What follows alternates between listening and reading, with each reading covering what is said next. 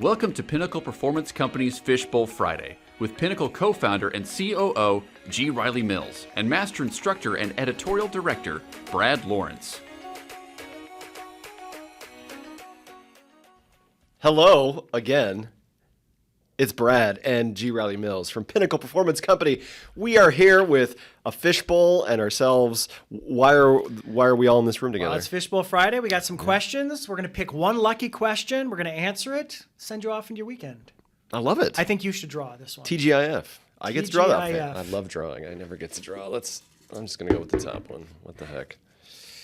Oh. What do we got?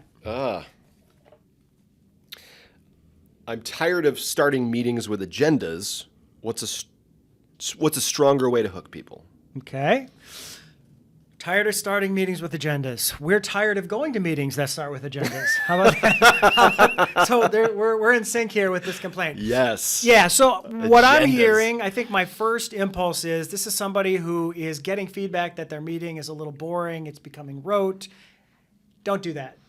We always talk about in our training sessions, in our books, we talk about you should run a meeting that you would want to attend. So if you don't want to attend a meeting that starts with a boring agenda, don't start your meeting with a boring agenda. So what advice would you give him or her? How would you start a meeting without the agenda?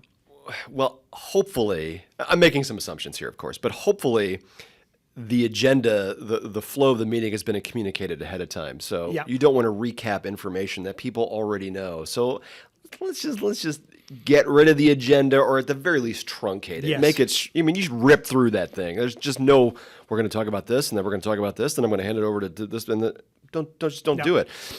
Other options, we talk about pattern interrupts a lot. Yeah.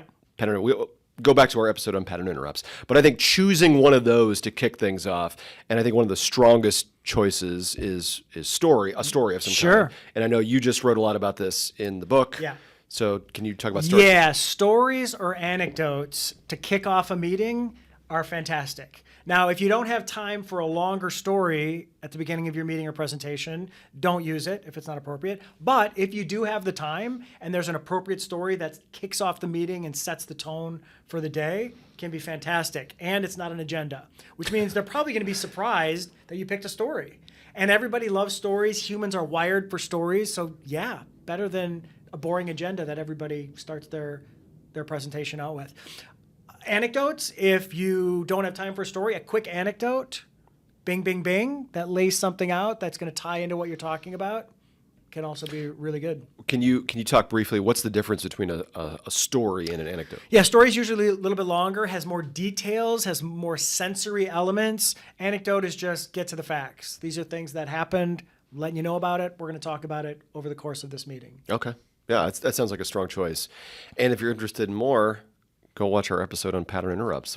You can choose from that list as well, things like powerful data points, interactive elements, asking questions. You can involve the people in the meeting as well, because you're probably going to be stalling for a few minutes while latecomers are arriving anyway. Yeah. So, yeah, there you go. Also, if you do have to use an agenda or you're using it, the element of surprise at the beginning of a meeting or presentation, don't ever underestimate that. People are expecting it to be boring, expecting to see the agenda slide, expecting to just be nodding off. So if you can kick it off with a story that they're not expecting, that can be really fun. Also, if you have an agenda, if you have some intrigue in your agenda that, as you can see, item number 4 is just a question mark. Teaser. A teaser. Throw a teaser in there to build that intrigue and that anticipation of what is that? What is that going to be? Whether it's a surprise guest or whether it's a surprise information, whatever it is, that can be helpful to make your agenda not so Take boring. advantage of low expectations. Yeah. Get in there and do something different. Good. So there is your fishbowl for this week. Have a great weekend, everybody. See you next time. If you'd like to submit a question for the Fishbowl, drop us an email at fishbowl@pinper.com.